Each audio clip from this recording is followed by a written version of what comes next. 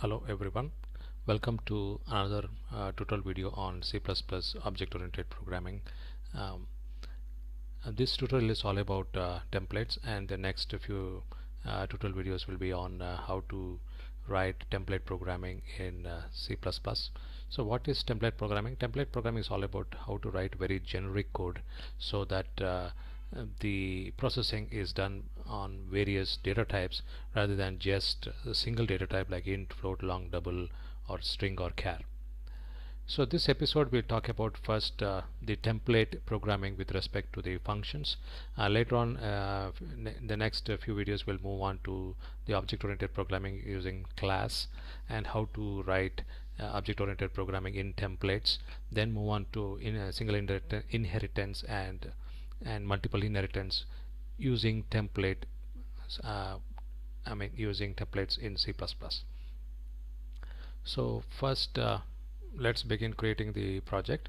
Right now we have actually moved on to Netbeans IDE 10 because this is the latest one available. So please download Netbeans IDE 10 and use MSys2 MinGW C++ compiler. We'll leave the description below the video, so for the people who wants to move on, or just Google it, you just get the Netbeans IDE. But Netbeans IDE 10 does not come with the standard C++ plugins. So we'll leave in the description where is there some Stack Overflow discussion that happened in one thread where the people have provided the details of how to get a C++ plugin for Netbeans IDE 10, which actually comes from Netbeans IDE 8.2. There's not much difference between Netbeans IDE 10 and Netbeans IDE 8.2 as far as C++ is concerned.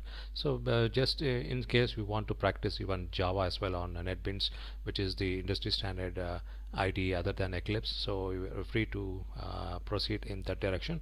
Otherwise, just sticks to Netbeans IDE 8.2 to work on C++, because 8.2 C++ plugin is actually been installed in Netbeans IDE 10.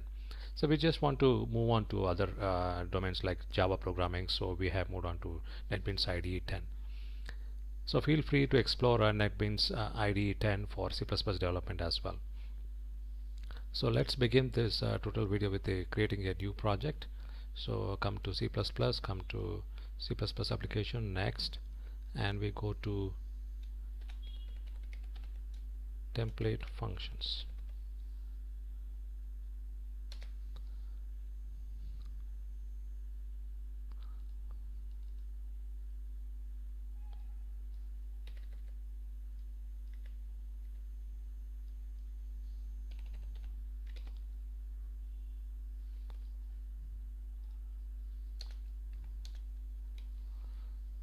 So now the project is ready to do template functions. So what is the advantage of a template programming in general, and then what is advantage of template functions over the standard functions? For example, if we have three numerical data types in C++: integer, float, long, double. So if you want to do math operations like add, multiply, divide, and subtract, we need 4 functions for each data type. So we'll end up having 16 functions.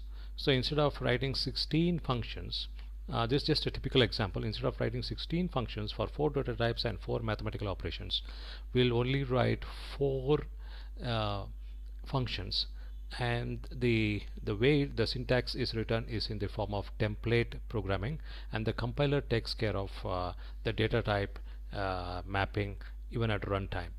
So this is like this is somewhat like automatic way of function overload. So we have many functions. Instead of having 4 functions for each data type and have a overload on that writing 16 functions, we'll just write 4 functions. And we'll also talk about what is the issue of only using functions, template functions, and what is the advantages of moving to the class, templated class, which is typically known as template programming in C++, where the class object-oriented and user-defined data type is defined using class keyword.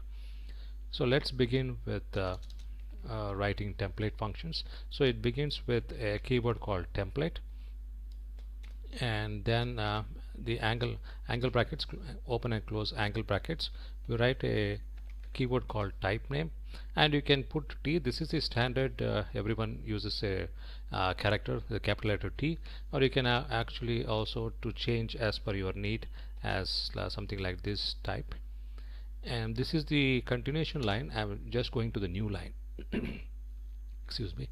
Now the this is the first this is the first thing we have to type it, and next write the return type of the function, which should be exactly the same what is written after type name, because this is the type for the template. So you can put T, as many examples even on the web they'll talk about, but you can change it as per your needs. But just be careful, the return type of the function is add type, this type, and we provide a math operations called add. Then we put the type name, because the data type is now uh, this type, and we put var. This is the first, and this is the second. So we need two variables to do math operations like add, subtract, multiple, divide, and we'll return, because this is a add function, so we just add and return the variable directly without having any extra variables, which we generally don't need. So what to do now for the next three operations like subtract, multiply and divide? You just copy paste, can save a lot of time. So we put sub here and change the operation to subtraction. This is multiplication, so we put MULT instead of add. Then we come to divide. So we'll talk about, there is some issue with respect to especially divide, because the template function is saying, because this is like the same like continuation in one line. So just to increase the readability, we have created another line. So but it's actually just one line. So the template data type has been declared as this type, and this type is the return data type of all the four functions, and this type is the data type for the two arguments of all these functions, which is passed as the arguments to the function to provide the mathematical operations like add, subtract, multiply and divide.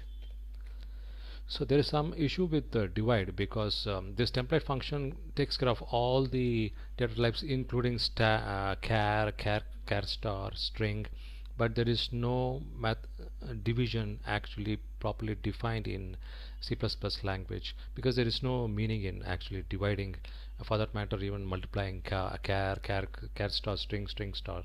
So let's see what the compiler says with respect to multiplication division when we actually use this as the shortcut overload function using the template type of syntax and semantics. So let's create two variables. Int a equals 7. I'm just giving a arbitrary value. Initialize by, you can give any number you want. So these are two integers. So we'll just output the value of the add function.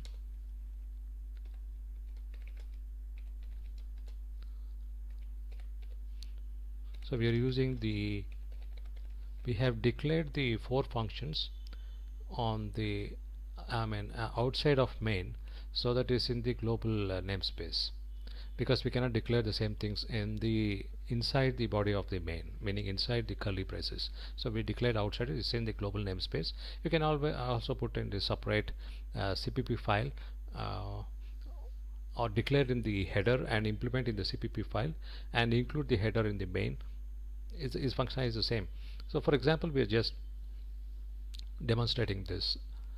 So we have put into the add. So let's see it is able to do the add function first of all. So this is the, remember this is the this type, this is now the type name, which is like template.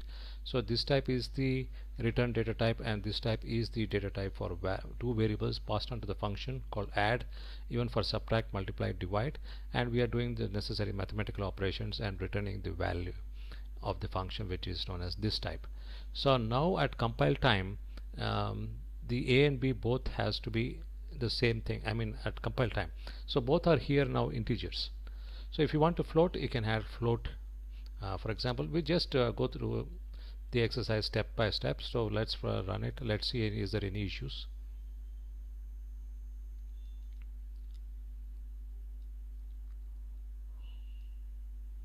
So there is no issue, so we add works now.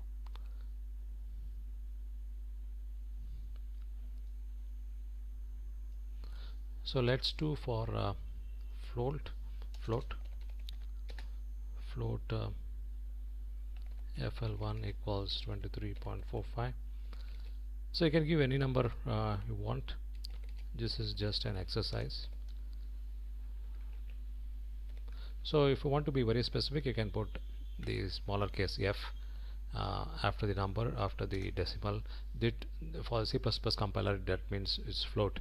Otherwise the default is double, typically in most compilers. So let's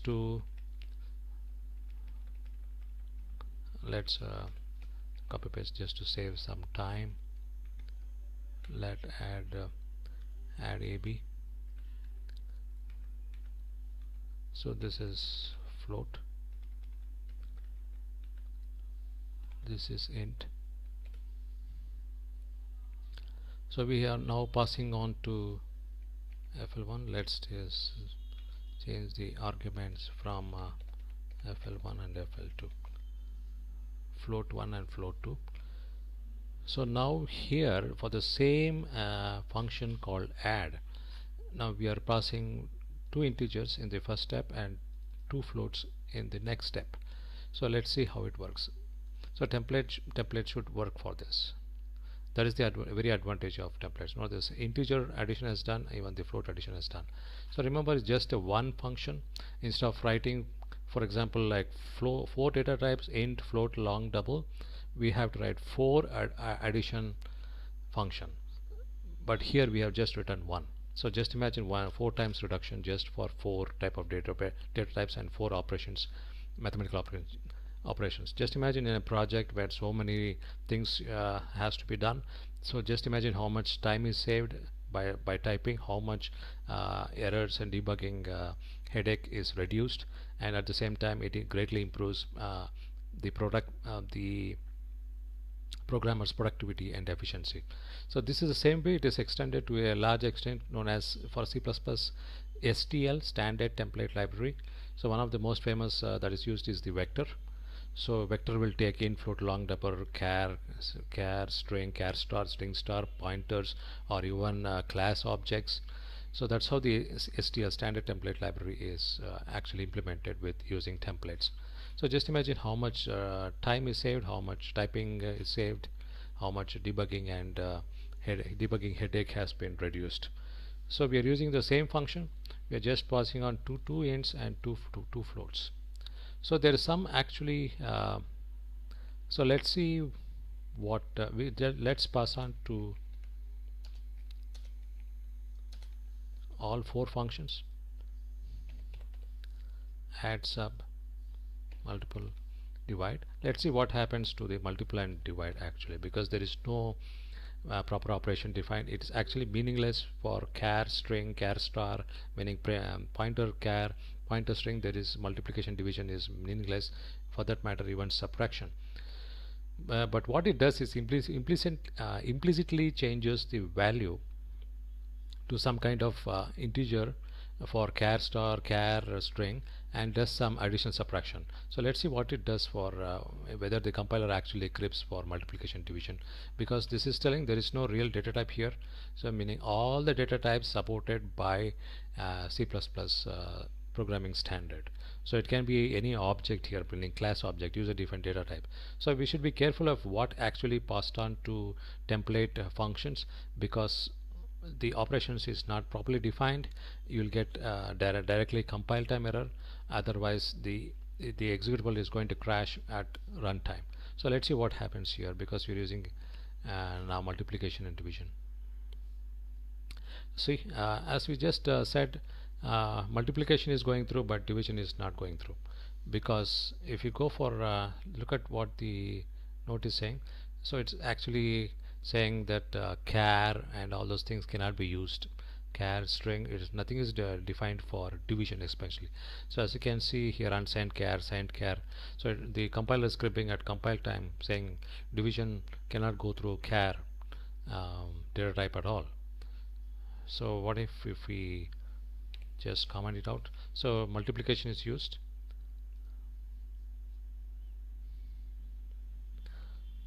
So multiplication has gone through now. So let's change it to some meaningful.